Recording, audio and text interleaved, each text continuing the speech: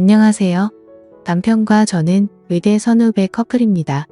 제가 신입생일 때부터 연애에서 본과 인턴 레지던트까지 모든 과정을 함께 했어요. 지금 남편은 군의관으로 복무 중입니다. 아직 아이는 없어요. 제가 남편보다 5살이나 어리기 때문에 천천히 가자는 주의입니다. 저는 산부인과를 전공했어요. 사실 정형외과에 가고 싶었는데 과 특성상 여자를 안 뽑더라고요. 수술을 하고 싶은데 흉부외과나 신경외과는 성향에 맞지 않아서 산부인과를 선택했어요. 생각보다 수술이 많은 과는 아니지만 그럭저럭 만족했죠. 저는 남편과 오래 연애를 했기 때문에 지금의 시댁과도 오래 알고 지냈습니다. 도련님만 빼고요. 시댁은 시부모님과 아들 둘의 단출한 집안이에요. 남편은 어릴 때부터 공부를 잘해서 초등학교 때부터 별명이 닥터김 아니면 김박사였대요. 한 번도 꿈이 바뀐 적이 없었다고 하더라고요. 쭉 의사를 꿈꿨고 진짜 의대에 진학했고 본인 의지대로 성형외과를 전공했고 제대하면서 선배 병원의 부원장으로 가기로 이미 다 이야기가 되어 있었습니다. 전형적인 승승장구의 삶인 거죠. 반면에 도련님은 뭐랄까 정말 알 수 없는 인물이었어요. 저랑 동갑인데 재수한다 뭐한다 하더니 인이 유학을 가버리더라고요. 그래서 도련님은 연애 초기에 몇 번 본 거 외에는 별 기억이 없었습니다. 맞다, 그런 착각은 한 적 있네요. 혹시 이 동생이 나를 좋아하는 거 아닌가? 뭐 그런 생각이요. 형의 애인을 좋아하는 동생, 그런 이야기 많잖아요. 아무래도 형제가 보니 보는 눈도 비슷하고 그러다 보니 여자 취향도 비슷하고 뭐 그런 거요. 사실은 남편이랑 연애를 막 시작했을 때 시댁에 놀러간 적이 있었는데 고스톱을 치면서 진 사람이 아이스크림 사오는 내기를 하곤 제가 꼴찌를 한 거예요. 많이 아는 동네라서 저 혼자 갔다 오겠다고 집을 나섰어요. 그런데 시동생이 대문 앞에서 저를 기다리고 있더라고요. 그리고 저를 보곤 시동생이 이 밤에 여자 혼자 무섭지도 않냐면서 같이 가주겠다고 이야기하며 팔짱을 끼는데 너무 당황했어요. 아무리 동갑내기이고 편한 사이라도 남자친구의 남동생이 팔짱을 끼는 것이 남사스러웠거든요. 그때 아이스크림이 무슨 맛이었는지 기억나지 않을 정도예요. 이런 일이 있었다고 당시 남자친구였던 남편에게 말해야 하는 건지 혼란스럽기도 했고요. 게다가 그런 일이 몇 번 더 있었습니다. 같이 떡볶이를 해먹고 제가 설거지를 하고 있는데 남자친구 동생이 다가오더니 갑자기 어깨를 주무르는 거예요. 자제하기 힘들겠다면서 안마해주는 거라는데 왜 그런 거 있잖아요. 뒤에서 자꾸 몸이 닿는 느낌 놀란 저는 결국엔 컵 하나를 깨고야 설거지를 마칠 수 있었습니다. 남편에게 말할까 말까 고민하고 있었는데 어느 날 동생이 유학을 간다고 말하더군요. 한국에서 재수하느니 유학 가서 대학에 진학하는 게 더 낫겠다며 미국으로 간다고 했어요. 그 이야기를 듣고 곧 떠날 사람인데 어쨌든 문제를 만들고 싶지 않았어요. 그래서 저는 입을 다물기로 했습니다. 남편의 동생이 떠나기 전날 송별회를 하는데 저도 초대를 받았어요. 남동생을 보는 게 껄끄러웠지만 빠질 수 없는 자리였죠. 그날 저는 술을 조금 많이 마시게 돼서 얼굴이 화끈거려 마당에 나와 열을 식히고 있는데 남편의 남동생이 따라 나왔습니다. 저는 좀 긴장했죠. 왜 나한테 그랬냐고 물어보고 싶었지만 참았습니다. 그의 표정이 너무나 아무렇지 않아 보였거든요. 그런 저를 보고 그는 너는 참남 같지가 않아라고 말했습니다. 정말 심장이 터질 것 같았죠. 그래서 저는 서둘러 집으로 돌아왔습니다. 더 이상의 사건 없이 남편의 동생은 유학길에 올랐고 남편과 저는 열심히 연애하고 공부하면서 지냈어요. 그러면서 저는 시동생과 있었던 일을 거의 잊고 지냈습니다. 그는 우리 결혼식 때도 오지 않았어요. 시부모님은 서운해하셨지만 저는 오히려 잘 됐다고 생각했죠. 잊고 지냈다고는 하지만 지금까지 우리 사이에 있었던 일들 그리고 남 같지 않다던 그 말이 깨끗하게 지워진 건 아니었거든요. 남편과의 결혼 생활은 행복했어요. 오랜 기간 연애를 했지만 결혼은 또 다른 맛이 있더군요. 서로 바빠서 얼굴 볼 시간도 없었지만 주말에 같이 장도 보고 하루 종일 누워서 뒹굴거리기도 하고 그렇게 재밌게 지내다가 남편은 강원도에 있는 부대의 군의관으로 입대했습니다. 남편이 없는 집은 텅 빈 것 같았어요. 전화가 자주 왔지만 어디 옆에 있는 것과 같나요? 20살 때부터 붙어있던 사이였기에 외롭다고 느끼는 날도 많았죠. 그날은 아마도 자정이 다 돼서 집으로 돌아온 날일 거예요. 새벽부터 진통하던 산모 상태가 좋지 않아 밤에 응급으로 수술을 했던 게 기억이 납니다. 지친 몸을 이끌고 엘리베이터에서 내리는데 문 앞에 누가 서 있더라고요. 너무 놀란 저는 소리를 지를 뻔했죠. 형수님 저예요라는 익숙한 목소리가 아니었다면 정말 비명을 질렀을지도 몰라요. 저는 눈을 깜빡이며 문 앞에 서 있는 남자를 다시 한번 쳐다봤습니다. 정말 시동생이었어요. 저는 놀란 가슴을 진정시키며 어쩐 일이냐고 물었죠. 언제 한국에 왔는지, 왜 연락 없이 이렇게 찾아왔는지 궁금했습니다. 마냥 문 앞에 세워둘 수도 없고 함께 집으로 들어오면서 저는 불부터 켰습니다. 거실은 물론 부엌 한방 서재 심지어 화장실 불까지 다 켰어요. 왜 그랬는지는 저도 모르겠네요. 뭔가 불안했나 봅니다. 저는 도련님께 따뜻한 차를 내어주며 어떻게 온 거냐고 다시 물었습니다. 도련님은 대답 없이 차만 마시더니 부모님은 자기가 귀국한 걸 모르신다고 아무도 모르니 말하지 말라고 하더군요. 저는 괜히 긴장돼서 침을 꼴깍 삼켰습니다. 이어서 도련님은 저에게 며칠만 있게 해달라고 했습니다. 당장 갈 데가 없어서 왔다고 갈 곳을 구해서 나갈 테니 좀 봐달라고요. 저는 거절할 수가 없었죠. 다음 날부터 저는 일부러 일찍 출근했고 괜히 민기적거리며 늦게 퇴근했어요. 남편도 없는 집에서 시동생과 단둘이 있는 게 좀 불안했거든요. 예전 기억도 있고 뭔가 떨어져 있어야 한다는 본능이었다거나 할까요? 아마 도련님도 느끼고 있었을 거예요. 제가 도련님을 많이 불편해한다는 걸? 그렇게 며칠이 지난 어느 날이었습니다. 중요한 자료가 들어있는 USB를 놓고 와서 점심시간을 이용해서 집에 들른 날이었어요. 그런데 문을 열고 들어간 저는 차마 입에 올리지 못할 일을 겪었습니다. 현관문을 열고 거실을 지나 안방 쪽으로 가니 방문이 열려 있었어요.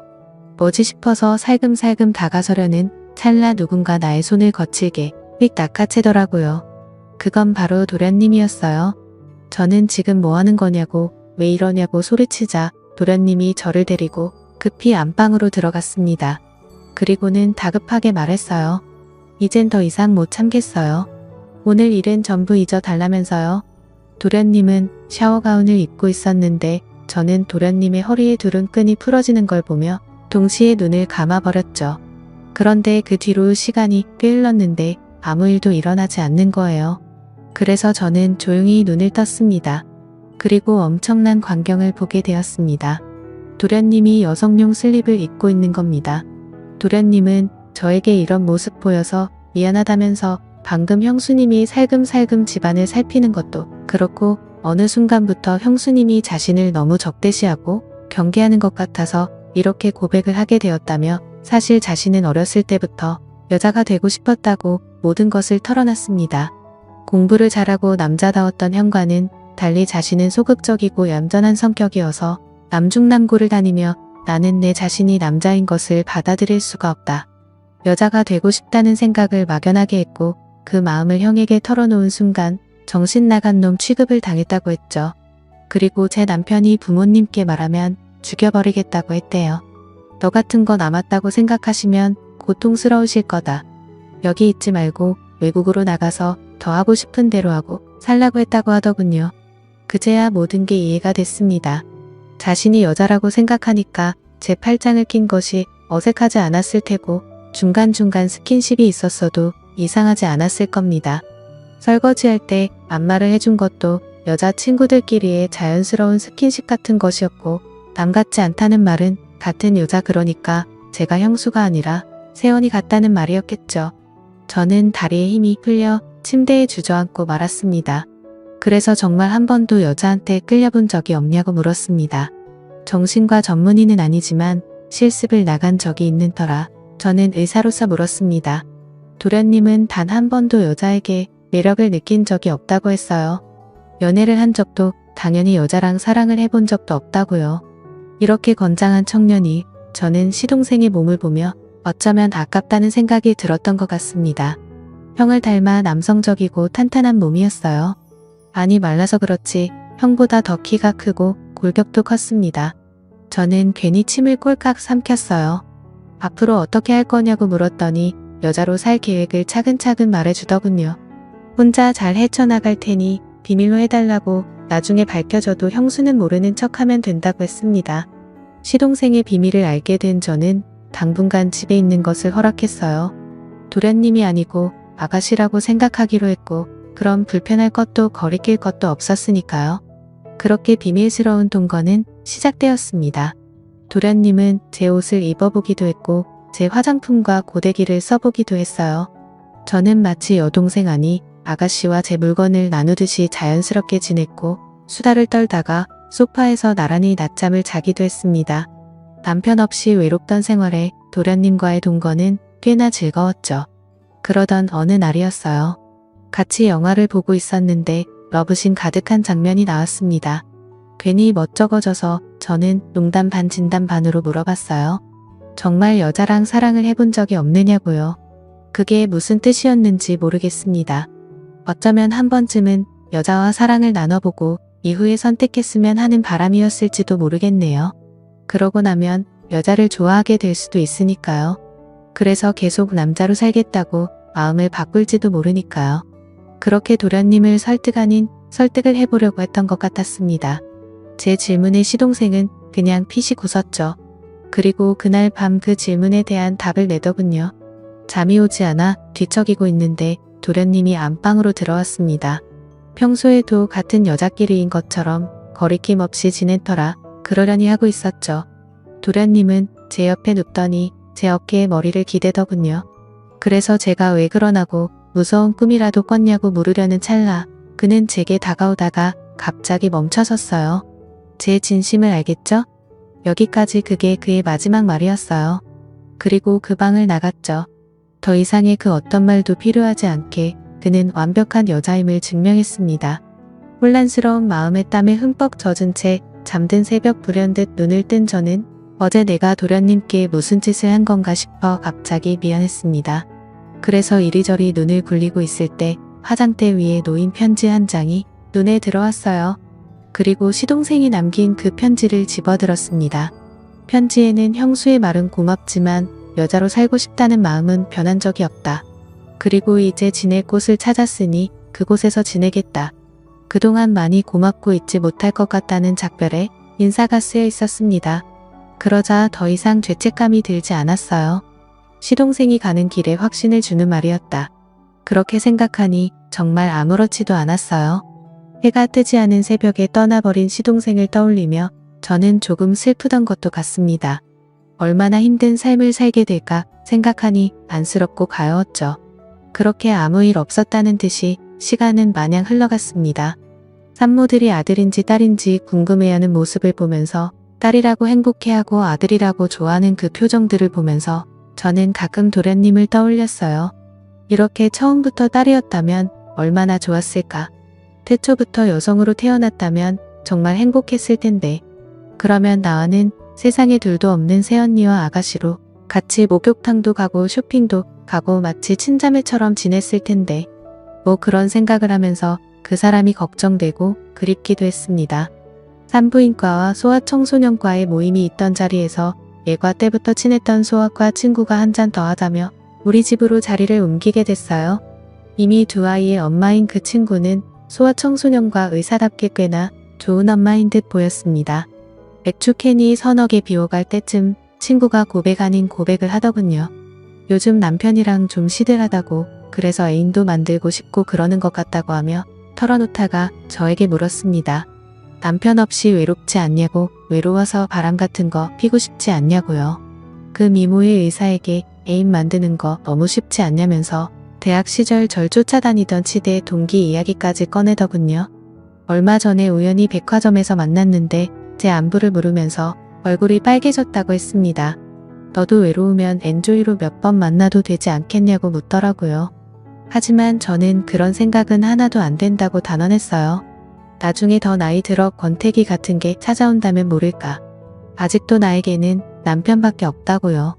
그래서 나는 바람핀 적도 없고 바람필 생각도 없고 난 그냥 신랑뿐이라고. 친구는 혀를 차며 이 순진한 양반 그러면서 놀렸지만 저는 정말 진심이었습니다.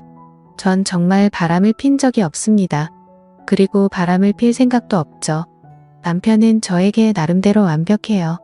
우리는 앞으로도 좋은 부부로 또 좋은 부모로 끝까지 행복할 것임을 합니다.